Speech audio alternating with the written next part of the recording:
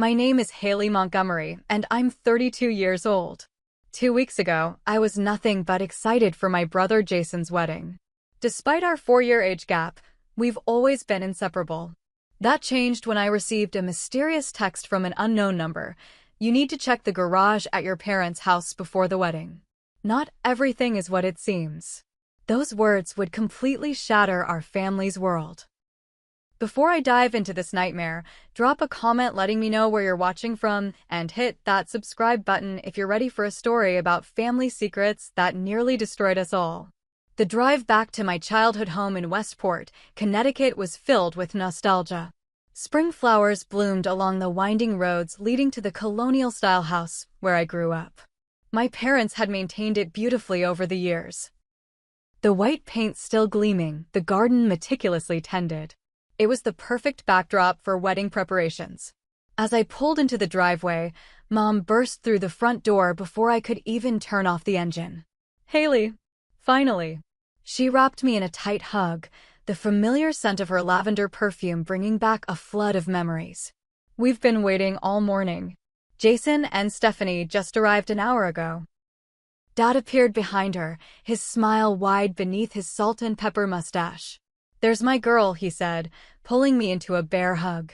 Though semi-retired from his dental practice, he was still strong as ever. "Where's the happy couple?" I asked, grabbing my suitcase from the trunk. "In the kitchen," Mom said.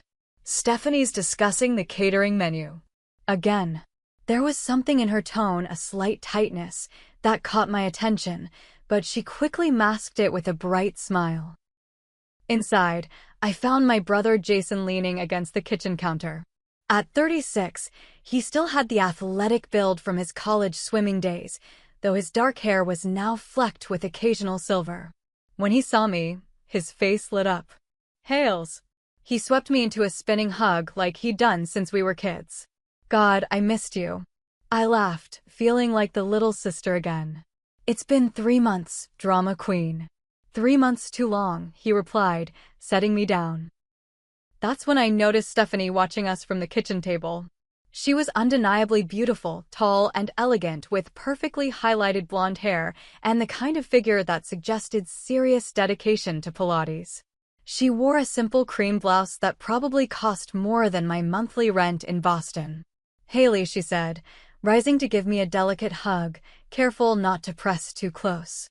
"So glad you could make it early to help with everything." "Wouldn't miss it," I replied, noticing how her smile didn't quite reach her eyes. That evening, Mom prepared her famous roast chicken dinner. As we gathered around the dining table, the same oak table where we'd celebrated countless family milestones, I couldn't help but notice the subtle dynamics playing out. Dad kept trying to engage Stephanie in conversation about her job in pharmaceutical sales, but her answers were clipped, redirecting the focus back to wedding details. Mom offered the mashed potatoes to Stephanie twice, which she declined both times with a tight smile. "So Haley," Stephanie said during a lull in conversation, "Jason tells me your interior design business is cute. Is that fulfilling for you?" There was something in the way she said cute that made it sound like insignificant. "It's more than fulfilling," I replied evenly. "I just finished a project for a historical home renovation that's being featured in New England Home magazine next month." "Oh, how nice," she said, her attention already shifting. "Jason, honey, did you call about the lighting rentals?" Jason's face fell slightly. "I thought we agreed to do that tomorrow." "I specifically put it on your list for today," Stephanie said, her voice taking on an edge I suspected my parents pretended not to notice. "These vendors book up, and if we don't get the string lights I want, it'll ruin the entire reception aesthetic." "I'll do it first thing," Jason assured her, his hand covering hers. The Jason I knew would have pushed back with a joke, but this version of my brother seemed to shrink slightly in his chair. Later, as I helped Mom clear the dishes, I noticed her unusual silence. "Everything okay?" I asked quietly. She hesitated, hands deep in soapy water. "Of course, sweetheart. It's just wedding stress. You know how it gets." But I didn't know. None of us had been married before, and Mom had always been the type to address tensions directly. This avoidance was new. That night, as I settled into my childhood bedroom, Still decorated with swimming trophies and framed photos of Jason and me through the years, I thought about the strange text message. Looking at one particular photo of Jason with his arm around me at his college graduation, his face beaming with possibility, I felt a gnawing worry. Something was off about Stephanie, about the whole situation, but I couldn't place it. Just as I was about to turn off my bedside lamp, my phone buzzed with another text from the same unknown number. Time is running out. The truth is in the garage. Third shelf, red toolbox. I sat up, fully alert now. This wasn't a random prank. It was too specific, too insistent. Whoever was sending these messages knew our family and knew something important, something they believed I needed to discover before Jason and Stephanie exchanged vows. Despite my exhaustion from the 6-hour drive, sleep eluded me. The message kept replaying in my mind. The garage had always been Dad's domain, a meticulously organized space where he kept tools for his weekend projects and stored holiday decorations. What secret could possibly be hidden there? And, more importantly, should I look? Part of me wanted to dismiss these cryptic texts as someone's idea of a cruel joke, but another part, the part that had noticed the subtle tensions at dinner, couldn't let it go. I decided I would check the garage tomorrow, if only to put my mind at ease. Morning light streamed through my bedroom curtains, waking me after a restless night. The mysterious text still weighed on my mind as I made my way downstairs, finding the kitchen empty except for a note from Mom saying she and Dad had gone to pick up Jason's suit from Final Alterations. Perfect timing, I thought. With everyone out, I could check the garage without explanation. I had just reached for the door leading to the garage when Stephanie's voice called from behind me. Haley, there you are. I've been waiting for you to wake up. I turned to find her perfectly put together in yoga pants and a fitted tank top, not a hair out of place despite the early hour. I really need your help with the wedding favors, she continued, gesturing to the dining table now covered with tiny burlap bags, ribbon, and what looked like artisanal soap. Your mom was supposed to help, but they had to run errands. Oh, I said, my hand falling from the doorknob. Sure, I can help. I just need to grab something from the garage first. It'll have to wait, Stephanie said firmly. The wedding planner is coming at noon to pick these up, and we're nowhere near done. Reluctantly, I followed her to the table and took a seat. For the next 2 hours, we tied tiny ribbons around soap bars and stuffed them into burlap bags, while Stephanie maintained a running commentary about her coworker Diana's fashion faux pas and her disappointment with the florist's inability to source peonies out of season. You know, she said, eyeing my oversized t-shirt and athletic shorts, the rehearsal dinner is a pretty formal affair. Do you have something appropriate to wear? I don't want the photos to look uneven. I swallowed my irritation. I brought a dress. I think I can manage to look presentable. Good, she nodded. It's just that Jason mentioned you tend to go for more casual options. I've worked so hard to plan a sophisticated wedding. The implication that I might embarrass them hung in the air. I'd always prided myself on my sense of style. It was literally part of my job as an interior designer, but I bit back a retort. This weekend wasn't about me. As we worked, Stephanie's phone buzzed constantly. Each time, she would check it quickly, her expression unreadable before turning it face down. Once, after reading a text, she excused herself abruptly and made a call in hushed tones from the porch. When she returned, her smile seemed forced. By the time Jason and my parents returned, we had finished the wedding favors, and my opportunity to check the garage had vanished.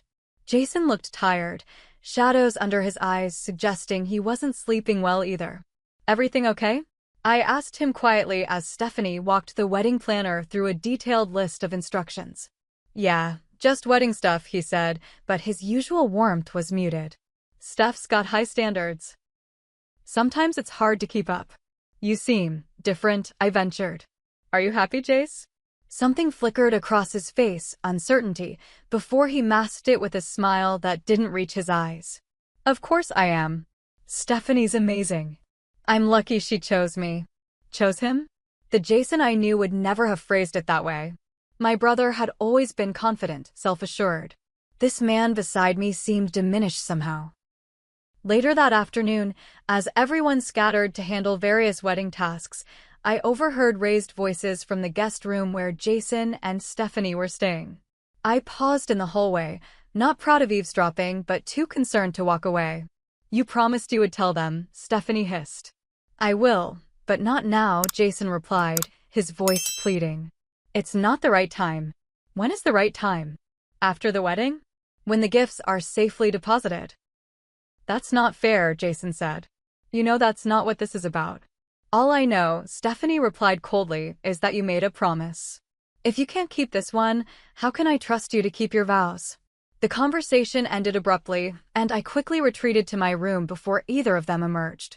"Tell us what? What was Jason hiding?" At dinner that night, I tried to talk to my parents about my concerns, catching Mom alone in the pantry. "Mom," I whispered, "is everything okay with Jason and Stephanie?" They seemed tense. She busied herself reorganizing spice jars that were already perfectly aligned. "Every couple has pre-wedding jitters, honey. This feels like more than jitters. Have you noticed how different Jason is around her? How he barely stands up for himself?" Mom sighed, finally meeting my eyes.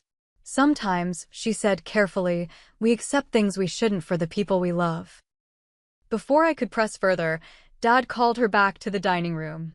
Her cryptic comment lingered with me through dinner, where Stephanie dominated the conversation with detailed explanations of her wedding vision and subtle criticisms of the venue staff. That night, a third message arrived: "Tomorrow will be too late." Photos don't lie. Staring at my phone in the darkness, I made my decision. I needed to see what was in that red toolbox. Once everyone was asleep, I would check the garage. The house had finally fallen silent around midnight. I slipped out of bed, wincing at every creak of the old floorboards beneath my feet. Armed with only my phone's flashlight, I made my way downstairs, careful to skip the third step from the bottom that had always announced our teenage attempts at sneaking out. The door to the garage made a slight scraping sound as I pushed it open, and I froze, listening for any sign that I'd disturbed someone's sleep. Nothing. Just the familiar ticking of the grandfather clock in the hallway. My flashlight beam swept across the garage, illuminating the organized chaos of my father's domain. Dad's workbench stood against one wall, tools hanging in precise formation above it. The family cars were parked in the driveway to accommodate wedding supplies, leaving the concrete floor open but cluttered with boxes of decorations. The shelving unit stood against the far wall. 5 metal shelves containing everything from paint cans to holiday decorations. I moved closer, my heart pounding irrationally. This was my parents' garage. There couldn't possibly be anything sinister here. The third shelf was at eye level, packed with Christmas ornaments, old tax documents in accordion files, and a stack of board games with worn boxes. Behind an artificial wreath, I spotted it, a red metal toolbox I remembered from childhood. Dad had always kept his precision tools inside, the ones he didn't want us kids touching. With trembling hands, I pulled it forward and released the latches. Inside, nestled among screwdrivers and wrenches, was a manila envelope that clearly didn't belong. I glanced toward the door again, listening.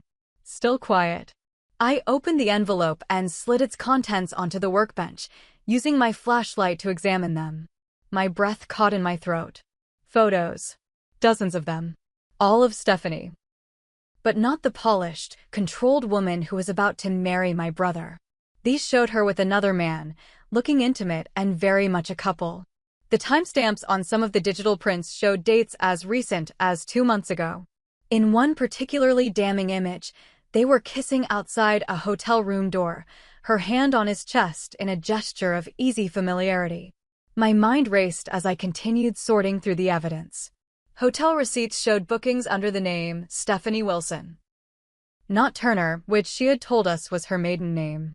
Credit card statements revealed charges for jewelry and clothing on an account belonging to the man in the photos, identified as Robert Carson on a photocopy of a driver's license. Most disturbing of all were documents suggesting Stephanie was already married. A marriage certificate from Nevada showed her wed to Robert Carson 3 years ago, with no record of divorce that I could find among the papers. Then came the financial documents. Bank statements showing systematic transfers from Jason's accounts to an offshore bank. Small amounts at first, but growing larger in recent months. My brother's account balances had dwindled alarmingly. A sticky note with what appeared to be account passwords was attached to one statement. The final discovery made my blood run cold. Legal documents showing Stephanie had used multiple identities over the past decade. Stephanie Wilson, Stephanie Blackwell, Stephanie Reeves. Each identity came with a different social security number, different background details, but always the same woman in the ID photos. I sat back on my heels, mind reeling. Stephanie wasn't just having an affair. She appeared to be running an elaborate scam with my brother as her latest victim. The sudden rush of wedding plans, her insistence on a quick ceremony, her controlling behavior, it all made terrible sense now. What should I do? Take the evidence straight to Jason? Would he even believe me? I'd seen how he looked at Stephanie, how eager he was to please her. What if he dismissed these documents as fake or manipulated? After taking photos of everything with my phone as backup, I carefully replaced the contents in the envelope, then returned the toolbox to its spot on the shelf. I needed time to think, to plan my approach. But I also needed to act quickly. The rehearsal dinner was tomorrow night, with the wedding scheduled for Saturday afternoon. Sleep was impossible.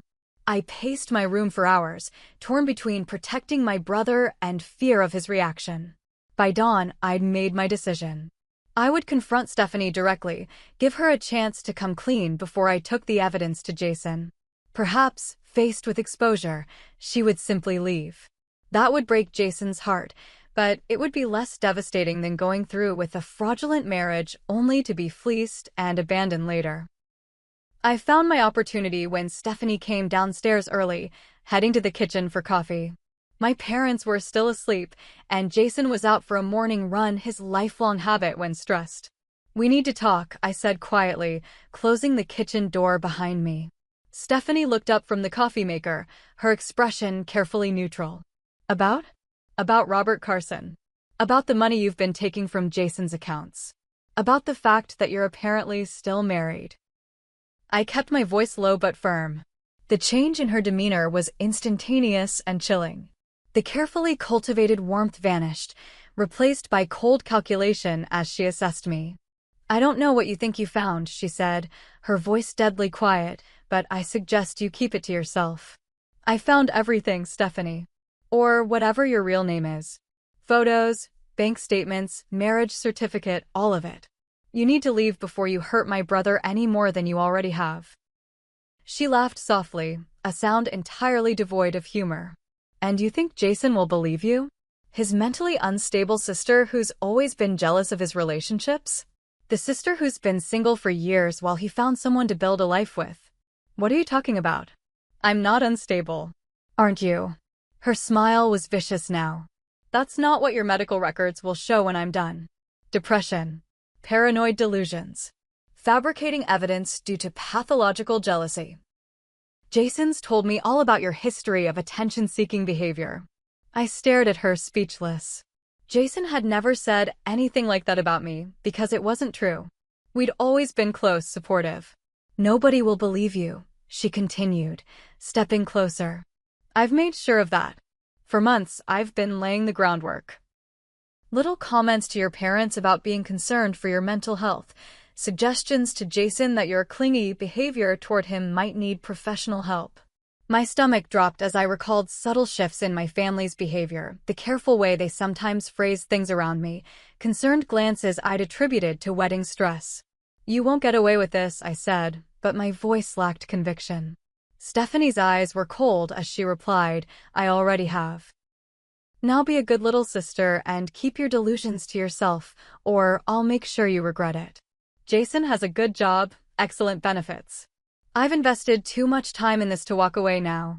She brushed past me, leaving me standing alone in the kitchen, the scent of her expensive perfume lingering like a thread in the air. I woke disoriented, my head pounding. Sunlight streamed through my bedroom window at an angle that suggested late morning, which couldn't be right. I never slept past 7, especially not with the rehearsal dinner scheduled for tonight. When I tried to get up, dizziness washed over me. I remembered confronting Stephanie in the kitchen, then returning to my room to think. After that, nothing. Had I fallen asleep? It didn't feel like natural sleep. I reached for my phone to check the time, 12:47 p.m., but it wasn't on my nightstand.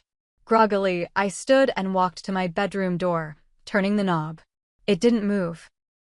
Fully alert now, I rattled the doorknob, then pounded on the door. Hello? Is anyone there? I'm locked in. Muffled voices came from downstairs, too distant to make out words, but unmistakably agitated. I pounded harder. Mom? Dad? Someone let me out.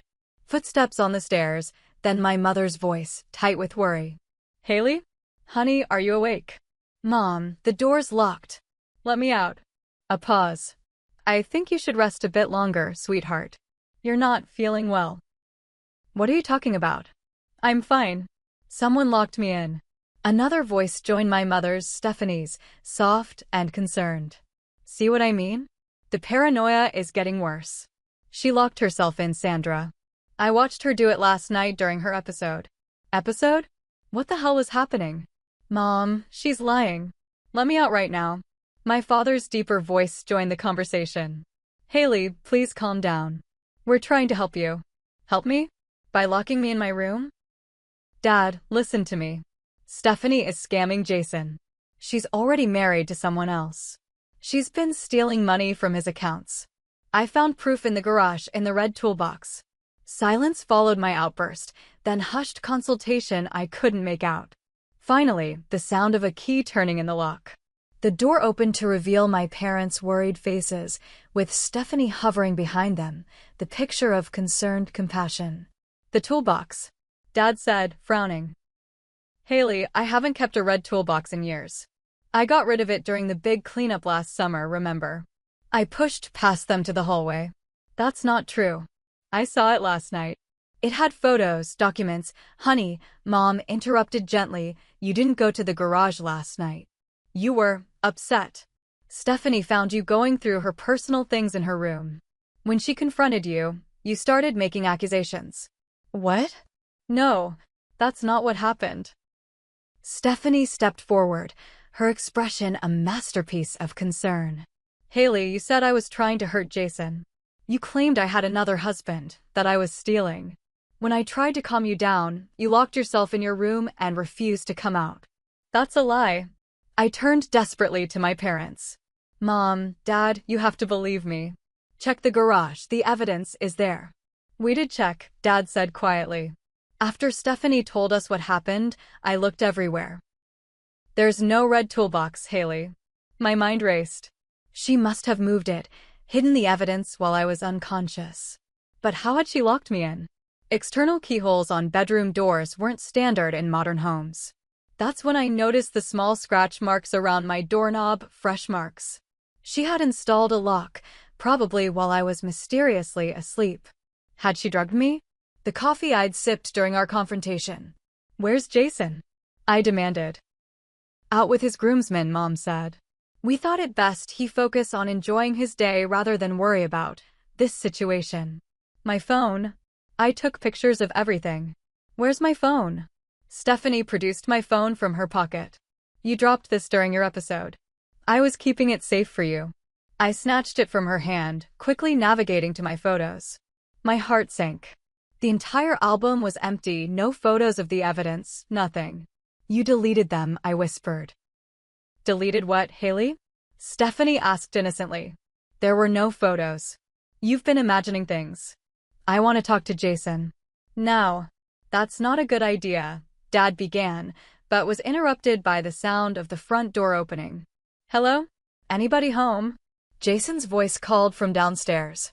I rushed past my parents and Stephanie, nearly tumbling down the stairs in my haste. Jason stood in the entryway, surrounded by gift bags from groomsmen shopping. His smile faded when he saw my face. Jace, I gasped, you need to listen to me. Stephanie isn't who she says she is. She's scamming you. She's already married to someone else, a man named Robert Carson. She's been stealing from your accounts. I found proof, but she's hidden it. Jason's expression shifted from confusion to concern to something harder. Behind me, I heard the others descending the stairs. Jason, Stephanie said, her voice trembling perfectly. I'm so sorry. I didn't want to tell you like this. I was hoping she would calm down. Tell me what? Jason asked, looking between us. Your sister has been struggling, she said gently. Last night, she went through my personal things, then started making wild accusations. She seems to believe I'm some kind of con artist. It's true. I insisted. Jason, think about it. How well do you really know her? Haven't you noticed money missing from your accounts? Haven't you wondered why she pushed for such a quick wedding? Jason's face darkened. Haley, stop it. Stephanie and I have joint accounts because we're starting a life together. And we're having a quick wedding because her mother's cancer might take a turn for the worse any day. You know this. I didn't know that. I'd never heard anything about Stephanie's mother being ill. She's lying to you, I pleaded. Check the garage. The red toolbox. What red toolbox? Jason interrupted. Dad got rid of that years ago. No, he didn't. It's still there, or it was until she hid it. Jason, please, you have to believe me. The hurt in his eyes cut deeper than any knife. What I believe, he said slowly, is that you're having some kind of breakdown. Stephanie warned me you seemed unstable lately, but I defended you. I said my sister would never sabotage my happiness. I'm trying to protect you. From what? The best thing that's ever happened to me. He shook his head. I know you've been unhappy, Haley. I know your business has been struggling, that you've been lonely. But this isn't the way to handle it. My business wasn't struggling. I wasn't unhappy or lonely. These were Stephanie's poison whispers, planting seeds of doubt over months. Jason, my father said, placing a hand on his shoulder, your mother, and I think it might be best if Haley takes a break. Maybe sits out the rehearsal dinner night. You want me to miss my only brother's rehearsal dinner? I asked incredulously. I think, Jason said, not meeting my eyes, that might be for the best. The betrayal was complete. My entire family had turned against me, manipulated by the woman who stood watching with perfectly simulated concern in her eyes. Behind the mask, I could see her triumph. I retreated to my room, locking myself in this time. Through the window, I watched Jason and Stephanie leave together, his arm protectively around her shoulders. My parents left shortly after for final venue arrangements. Alone in the house that no longer felt like home, I collapsed onto my bed, utterly defeated. How had everything gone so wrong so quickly? How had Stephanie managed to turn my family against me so completely? My phone buzzed with a text message from the same unknown number. I'm sorry. I tried to warn you. Meet me at Riverside Coffee Shop downtown at 3 o'clock. I can help. With nothing left to lose, I grabbed my purse and car keys. Whoever this mystery texter was, they were now my only hope of saving my brother. Riverside Coffee Shop sat at the edge of downtown Westport, its weathered exterior overlooking the Saugatuck River. I'd chosen a corner table with a clear view of the entrance, my nerves on edge as I waited for my anonymous contact to appear. At precisely 3 o'clock, a man about my age walked in. Average height, slim build, with dark-rimmed glasses and the watchful eyes of someone who had seen too much. He scanned the room, his gaze finally landing on me. With quiet determination, he approached my table. Haley Montgomery? He asked. I nodded cautiously. I'm Alex Carson, he said, extending his hand. Robert's brother. The name hit me like a physical blow. Robert Carson, Stephanie's husband? One of them, yes. He slid into the seat across from me. I've been tracking Stephanie, or Melissa, as my brother knew her, for 2 years now. Melissa? She has many names. Stephanie Turner to your brother. Melissa Roberts to mine. Amanda Collins to her victim before that. His voice held a bitterness that came from deep personal pain. My brother committed suicide 18 months ago after she drained his accounts and disappeared. I stared at him, horror and validation washing over me in equal measure. I'm so sorry. But why didn't you go to the police? I did, Alex said, ordering coffee when the waitress approached. They investigated, but she's good at covering her tracks. By the time they had enough evidence for an arrest warrant, she had vanished. I've been following her trail ever since, warning her potential victims when I can identify them in time. The texts, I said. The evidence in the garage. He nodded. I planted the documents where I thought you might find them. I've been gathering evidence against her for months, financial records, identity documents, photographs. When I learned she was marrying your brother, I tried to warn him directly, but she intercepts his calls and emails. She's turned my family against me, I said, the pain still fresh. Made them think I'm having some kind of breakdown. Classic manipulation, Alex confirmed. She isolates her targets from anyone who might interfere. With my brother, she convinced him I was jealous of their relationship, that I was unstable. By the time he realized the truth, she had everything she wanted, and he was too ashamed to fight back. My brother's wedding is tomorrow, I said, desperation rising. How do we stop her? Alex leaned forward. I have duplicates of everything that was in that toolbox, plus more I've gathered since. But we need to act quickly. If your family won't listen, we need irrefutable proof, evidence they can't dismiss. What do you have in mind? Stephanie is staying at the Westport Inn tonight, right? Traditional night apart before the wedding. I nodded. With her bridesmaids. Her bridesmaids who conveniently all had to arrive just before the ceremony and won't be staying at the hotel. Alex asked knowingly. How did you know that? Because they don't exist, he said flatly. They're fictional friends she invents to create the illusion of a normal social life. Tonight, she'll be alone in that hotel room, finalizing her plans. You think we should break into her room? I asked, alarmed. Not break in. I reserved the adjoining room weeks ago, anticipating this. The lock between connecting rooms is simple to bypass. It sounded crazy, possibly illegal. But what choice did I have? My brother was about to marry a criminal who had already driven one man to suicide. What would we be looking for? Her real phone, not the one your brother knows about. Her actual financial documents. And most importantly, her exit strategy. She never stays after the honeymoon. There will be tickets, new identity documents, plans for extraction. I took a deep breath. Okay, I'm in. We spent the next 2 hours reviewing Alex's evidence, photographs of Stephanie with Robert, bank statements showing systematic withdrawals, marriage certificates, identity documents under multiple names. He had done meticulous research, even uncovering previous victims in 3 other states. She targets successful men with few close family ties, Alex explained. Your brother is unusual. She normally avoids victims with tight family relationships. She must have seen something particularly valuable to take the risk. Jason just made partner at his law firm, I said quietly. He mentioned setting up a trust for future children. Alex nodded grimly. That would do it. By 6:00 p.m., we had formulated our plan. While my family attended the rehearsal dinner without me, Alex and I would search Stephanie's hotel room. If we found what we expected, we would confront Jason with the evidence before the ceremony tomorrow. Be prepared, Alex warned as we parted. She's dangerous when cornered.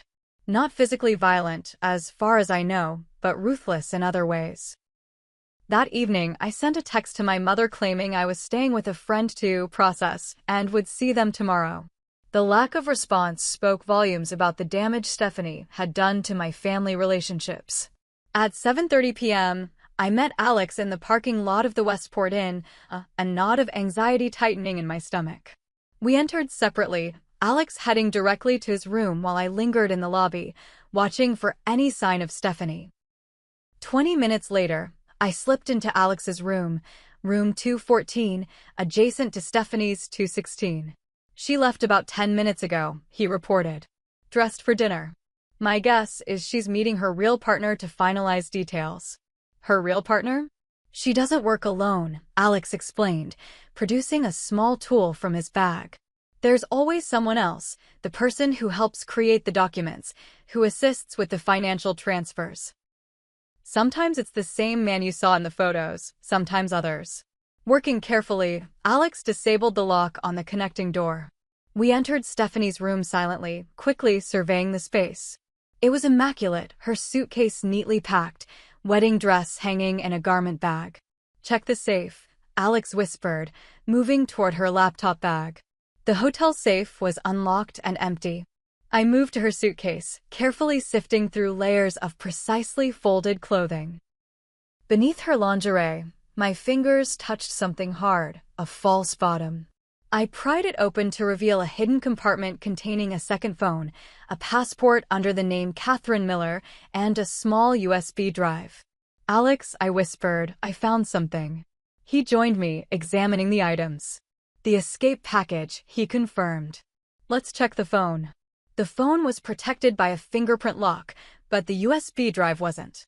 Alex plugged it into his laptop, revealing dozens of files. Detailed financial information about Jason's accounts, copies of his identity documents, and most chillingly, transfer authorizations ready to be executed, moving nearly $2 million to offshore accounts. "This is dated for next Tuesday," I said, pointing to the screen. "During their honeymoon." "She works fast," Alex noted grimly. "Once the money's moved, she'll disappear." We continued searching, finding flight confirmations to Belize, one ticket only, departing next Wednesday. As Alex had predicted, she had no intention of returning from the honeymoon with Jason. Most disturbing of all was a small bottle of unmarked pills hidden in a toiletry bag. Alex photographed them carefully. "Sedatives," he said. "Powerful ones. She used similar drugs on my brother. Makes them compliant during the final stages." The sound of a key card in the door froze us both. Stephanie was back earlier than expected. "Quick," Alex hissed, grabbing his laptop. We retreated to the connecting door, but before we could close it completely, Stephanie walked in. Her eyes widened in shock, then narrowed dangerously. "Well," she said, her voice eerily calm, "this is unexpected." "It's over, Stephanie," I said, clutching the evidence we'd gathered. "Or should I call you Catherine? Or Melissa?" Her gaze shifted to Alex, recognition dawning. "Carson," she said flatly. "I should have known you'd find me eventually." "You killed my brother," Alex said, his voice shaking slightly. "Not directly, but you might as well have put the gun in his hand." "Robert was weak," she replied coldly. "Your brother made his own choices." "Like you're forcing Jason to make his?" I challenged. "Drugging him? Stealing from him?" A dangerous smile played across her lips. "Jason won't believe a word from either of you." "Not now. I've made sure of that." "We have proof," I said, gesturing to the USB drive and phone. "Documents, transfers, your escape plan, everything. And you think that will be enough?" She laughed, a chilling sound devoid of humor. "You broke into my hotel room. Stole my personal property. Anything you found will look exactly like what it is, a desperate attempt by a mentally unstable woman to sabotage her brother's happiness." She took a step toward me, her voice dropping to a venomous whisper.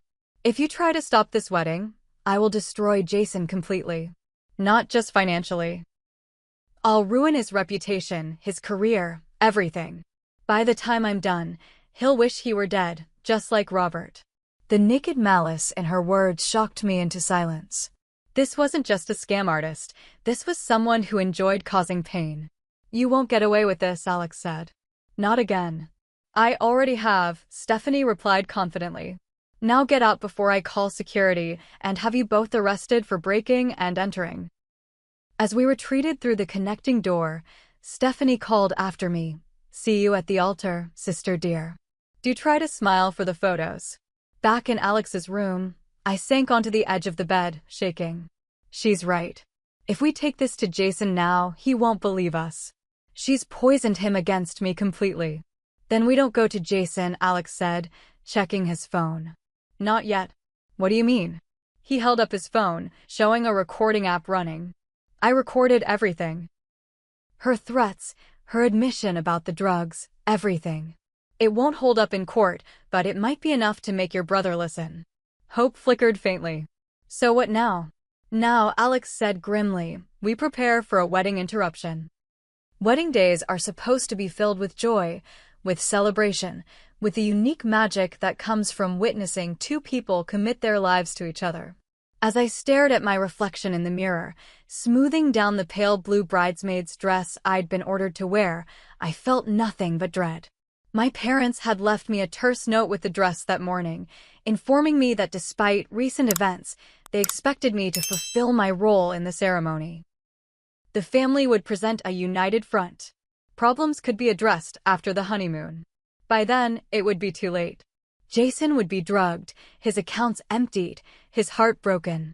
I couldn't let that happen, even if it meant my family might never forgive me. Alex and I had stayed up most of the night, preparing our approach. The wedding was scheduled for 2 p.m. at St. Luke's Episcopal Church, with a reception to follow at the Westport Country Club. We'd agreed that confronting Stephanie before the ceremony was too risky. She would simply have me removed, possibly forcibly. Our only option was to wait for the moment that wedding officiants had been dramatically asking for centuries. If anyone can show just cause why this couple cannot lawfully be joined together in matrimony, let them speak now or forever hold their peace. It wasn't subtle. It wasn't elegant. But it was our only chance to present our evidence before witnesses, including Jason. I arrived at the church an hour early as instructed, joining my mother and the other bridesmaids, who, contrary to Stephanie's lies, did exist, though I noted they seemed barely acquainted with her, in the preparation room. Stephanie ignored me completely, focusing on minute adjustments to her veil while my mother hovered anxiously nearby. "You look beautiful," Mom said to Stephanie, who wore a designer gown that probably cost more than my annual rent. "Thank you, Sandra," Stephanie replied warmly. "I'm so grateful to be joining your family." The calculated insincerity made my stomach turn. I slipped away to the bathroom, texting Alex for confirmation that he was in position. Seated near the back, came his reply. "USB presentation ready on laptop. Recording queued. Ready when you are." The next hour passed in a blur of photographs, processional rehearsals, and last-minute adjustments. I caught glimpses of Jason, handsome in his tuxedo but visibly tense, his smile not reaching his eyes. Was he having doubts? Or was it just normal wedding nerves? Before I knew it, the music had started. The bridesmaids processed down the aisle one by one. Then it was my turn, walking mechanically past rows of guests, feeling their curious stares. No doubt Stephanie had ensured rumors of my breakdown had circulated widely. I took my place at the altar, watching as the doors opened and Stephanie appeared on my father's arm, a vision in white, the perfect bride. If you didn't know what lurked beneath the surface, you would never suspect the calculation in her smile, the predatory assessment in her eyes as she approached her target.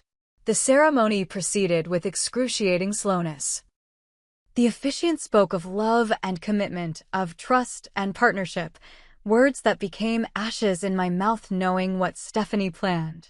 Jason recited his vows in a voice that sounded hollow to my ears. Stephanie delivered hers with practiced sincerity that fooled everyone except me and the man sitting tensely in the back row. Finally, the moment arrived. If anyone can show just cause why this couple cannot lawfully be joined together in matrimony, let them speak now or forever hold their peace. The traditional pause. My heart hammered in my chest. Now or never. I said, my voice stronger than I expected. "I object to this marriage." A collective gasp rippled through the congregation. Jason turned to me, his face a mask of hurt and anger. Stephanie's eyes flashed with cold fury beneath her veil. "Haley," the officiant said uncertainly, "this is most irregular. My brother is being defrauded," I continued, stepping forward. "The woman he's about to marry is already married to someone else. She's been systematically stealing from his accounts and plans to disappear during their honeymoon." Murmurs of shock spread through the church. My mother covered her face with her hands. My father stood frozen, halfway out of his seat. "She's unwell," Stephanie said loudly, clinging to Jason's arm. "My poor sister-in-law has been struggling with delusions. We've been trying to get her help." "I have proof," I insisted, nodding to Alex, who stood and moved toward the front with his laptop. "Documents, recordings, photographs, everything." Jason's face had drained of color. "Haley, stop this. Right now. Listen to me, Jason. Please. Just look at the evidence. If I'm wrong, I'll never interfere in your life again. I swear it." Alex had reached us now, setting up his laptop on a small side table near the altar. "My name is Alex Carson," he announced to the stunned congregation. "My brother Robert was married to this woman under the name Melissa Roberts. She emptied his accounts and disappeared. 18 months ago, he took his own life." Stephanie's composed mask began to slip, her eyes darting toward the exits. "That's absurd," she said, but uncertainty had crept into her voice. "Jason, make them stop this ridiculous display. Just look," I pleaded with my brother. "That's all I ask." Something in my voice must have reached him. Perhaps some part of him had harbored his own doubts. With visible reluctance, he stepped toward the laptop. Alex pulled up the documents we'd discovered, the marriage certificate showing Stephanie's marriage to Robert Carson, bank statements revealing systematic transfers from Jason's accounts, flight confirmations for one person to Belize. "This could be fabricated," Jason said, but his voice lacked conviction. "Listen to this," Alex said quietly, playing the recording from the hotel room. Stephanie's voice filled the church, clear and unmistakable. "If you try to stop this wedding, I will destroy Jason completely. Not just financially. I'll ruin his reputation, his career, everything. By the time I'm done, he'll wish he were dead, just like Robert." Jason staggered back, as if physically struck. He turned to Stephanie, searching her face. "Tell me this isn't true."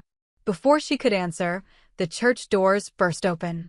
A police officer entered, followed by a man I didn't recognize. "Melissa Roberts," the officer called out. "Or do you prefer Stephanie Turner now?" The man beside the officer stepped forward, his face grim. "That's her, officer. That's my wife." It was Robert Carson, not dead as Stephanie had claimed to us, but very much alive. Alex's face showed as much shock as anyone's. "Robert," he gasped. "How?" "Your investigator found me in Tucson last week," Robert explained. "I never committed suicide." That was just another of her lies. Chaos erupted in the church. Stephanie, or Melissa, suddenly bolted, shoving past me toward a side door. The officer moved quickly, intercepting her before she could escape. As he recited her rights, securing handcuffs around her wrists, she fixed me with a look of pure hatred. "You'll regret this," she hissed as they led her away. In the aftermath, the guests dispersed in confused, murmuring groups. Jason stood alone at the altar, staring at the space where his bride had stood moments before. I approached him cautiously. "Jason, I'm so sorry." He looked at me, his expression shattered. "All this time, you were trying to protect me." "I would never hurt you," I said softly. "You're my brother." He pulled me into a fierce hug, his body shaking with emotion. "I didn't believe you.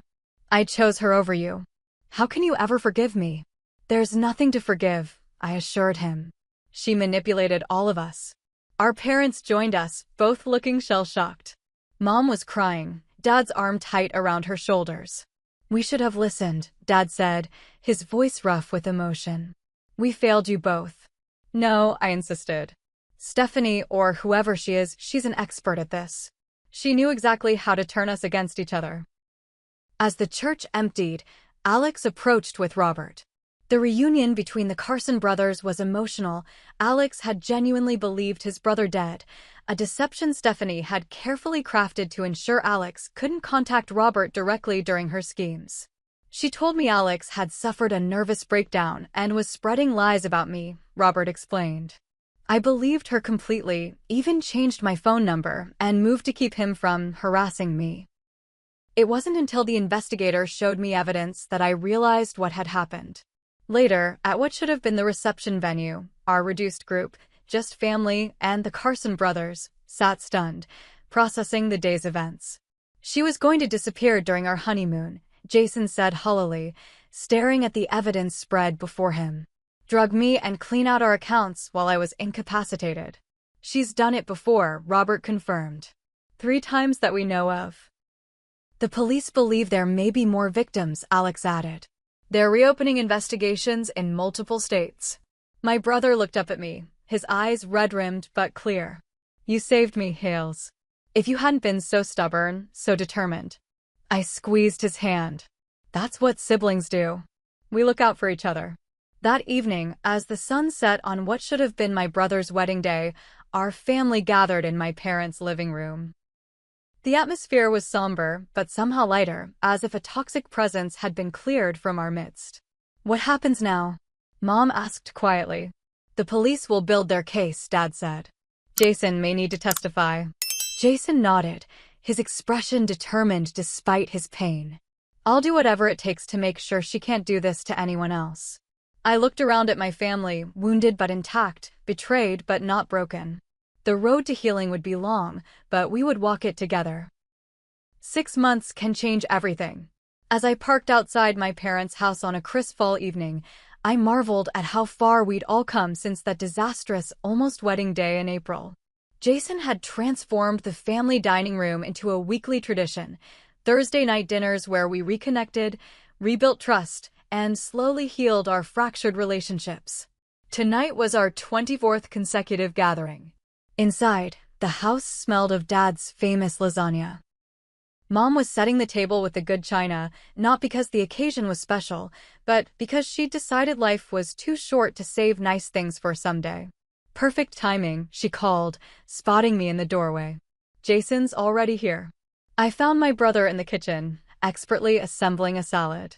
At 36, he looked younger than he had 6 months ago, the shadows under his eyes gone, his smile genuine again.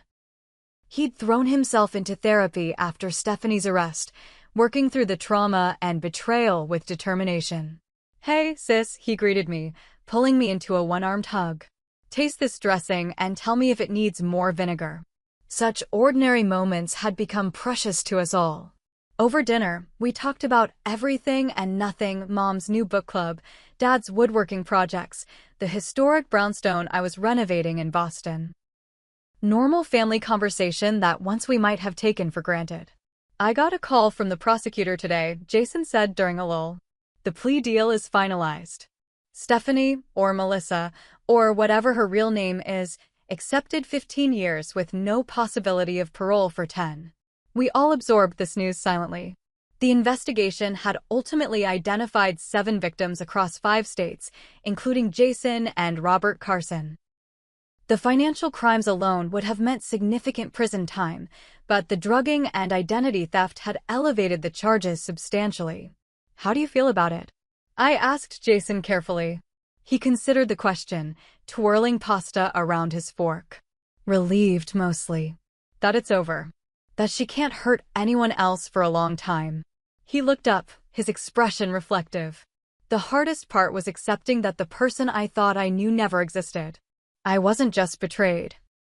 I was fooled completely." "We all were," Dad reminded him. "She was extraordinarily convincing." "That's what makes people like her so dangerous," I added. "They study their targets, figure out exactly what we want to hear, what we need to believe." Jason had lost nearly $300,000 to Stephanie's systematic theft, money he would likely never recover. But as he often said, it was a small price to pay compared to what might have happened had the wedding proceeded as planned. "How's Alex doing?" Mom asked, passing the garlic bread. "Have you heard from him lately?" The question was directed at me, accompanied by a knowing smile that made me blush slightly. Alex Carson and I had developed a friendship in the aftermath of Stephanie's arrest, which had gradually evolved into something more. "He's good," I replied. "The support group he started for fraud victims is really taking off. 3 chapters now in different states." Alex had channeled his pain into purpose, creating a network for people who had been victimized by romantic scammers. The psychological damage often outlasted the financial loss, he discovered, and few resources existed for recovery. "Are we going to see him this weekend?" Dad asked. "For the cabin trip." "He'll be there," I confirmed. We had planned a family weekend at a lakeside cabin, our first real vacation together since the wedding disaster.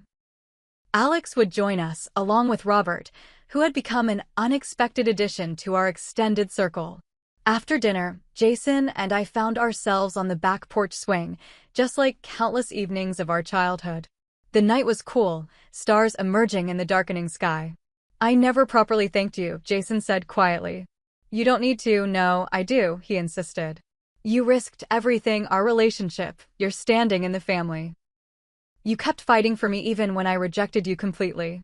I leaned my head against his shoulder, the familiar gesture comforting us both. That's what love is, isn't it? Believing in someone even when they don't believe in themselves.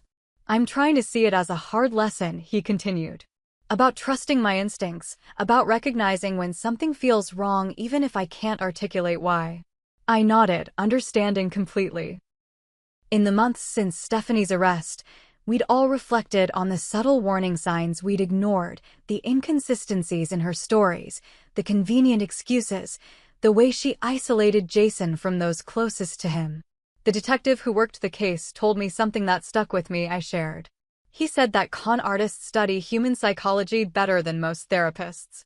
They know we want to believe the best about people, especially people we love. They count on our capacity for self-deception. And our fear of appearing foolish or paranoid, Jason added ruefully. We sat in companionable silence for a while, the porch swing creaking gently. I'm dating again, Jason said suddenly. Nothing serious. Just coffee so far. I turned to him, surprised and pleased. Jason, that's great. Who is she? Someone from my therapy group, actually. She went through something similar with her ex-husband. We're taking it incredibly slowly. Background checks included, he added with a self-deprecating smile. I'm proud of you, I told him sincerely. It would be so easy to just close yourself off after what happened. That would mean Stephanie wins, he said simply. And I'm done letting her take things from me. When I drove home that night, I reflected on how our family had emerged from this ordeal. The wounds weren't completely healed, perhaps they never would be, but we had grown stronger in the broken places. My parents had learned to listen more carefully, to question their assumptions. Jason had developed a healthier sense of self-protection without becoming cynical. And I had discovered a courage I hadn't known I possessed. The most profound lesson for all of us had been about trust, not just whom to trust, but how to trust our own perceptions even when others doubt us. There's a special kind of strength that comes from standing alone for what you know is right, even when it would be easier to stay silent. As difficult as the experience had been, it had given us all a deeper appreciation for authentic relationships, connections built on honesty and acceptance rather than manipulation and deception. We had been reminded of what truly matters, not the perfect wedding or the carefully curated image, but the messy, complicated, genuine love of family. Life doesn't come with guarantees. People will disappoint us, betray us, and sometimes try to harm us. But if we're fortunate, we also have people who will stand by us through the darkest times, who will believe in us when all evidence points elsewhere, who will fight for us when we cannot fight for ourselves. For me, that knowledge is worth all the pain it took to learn it. What would you do if you suspected someone close to you was being deceived? Would you have the courage to speak up, even if it meant risking relationships? Share your thoughts in the comments, and don't forget to like and subscribe if this story resonated with you. Remember, sometimes the most important truths are the hardest to tell, but they're also the ones most worth fighting for. Thank you for listening to my story, and may you always trust your instincts when something doesn't feel right.